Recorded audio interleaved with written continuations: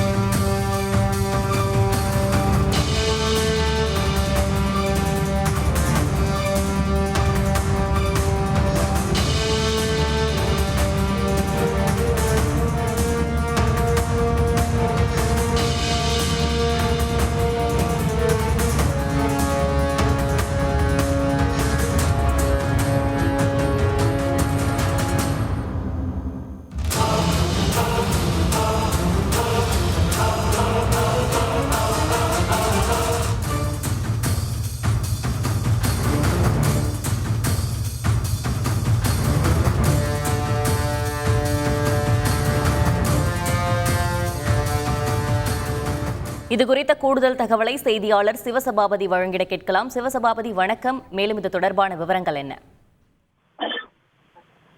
மேற்கு தொடர்ச்சி மலையினுடைய அந்த மலைப்பகுதியில் அமைஞ்சிருக்கிறது வயநாடு மாவட்டம். அந்த வயநாடு மாவட்டத்துல மேப்பாடி பஞ்சாயத்துக்கு உட்பட்ட வெள்ளாரமலை பகுதி. அந்த வெள்ளாரமலைக்கு கீழே பாத்தீங்கன்னா முண்டக்கை, சூரல்மலை போன்ற மலை கிராமம் அங்க இருக்கு.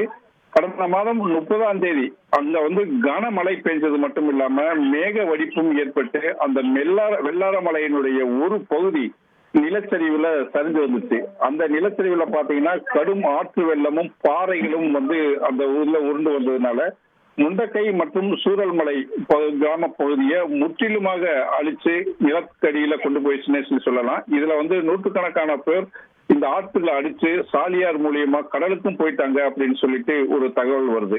இந்த காட்சிகள் பாத்தீங்கன்னா, அதாவது இந்த சம்பவம் பாத்தீங்கன்னா மிக பெரிய ஒரு துயரத்தையே ஒரு துக்கத்தையே ஏற்படுத்திச்சு. ஆயிரக்கணக்கான பேர் தங்களுடைய உடைமைகள் இருந்தாங்க, உயிரை இழந்தாங்க, உறவுகள், பிள்ளைகள், அப்பா அம்மா எல்லாத்தையுமே இழந்த சூழ்நிலையில பாத்தீங்கன்னா அதுக்கு மீட்பு நடவடிக்கை 18வது நாளாக நடைபெற்று வருகிறது.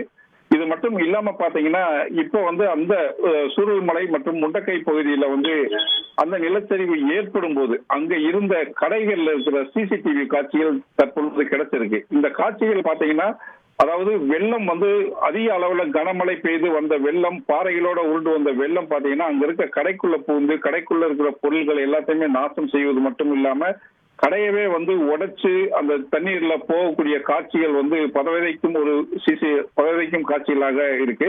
இந்த சிசிடிவி பாத்தீங்கன்னா எல்லோருடைய மனதையும் தற்பொழுது ஒரு பதவிதைக்கும் நிகழ்ச்சியாவே சொல்லலாம். விவரங்களுக்கு நன்றி சிவசபாபதி. செய்திகளை உடனுக்குடன் தெரிந்து கொள்ள உடனே சப்ஸ்கிரைப் பண்ணுங்க.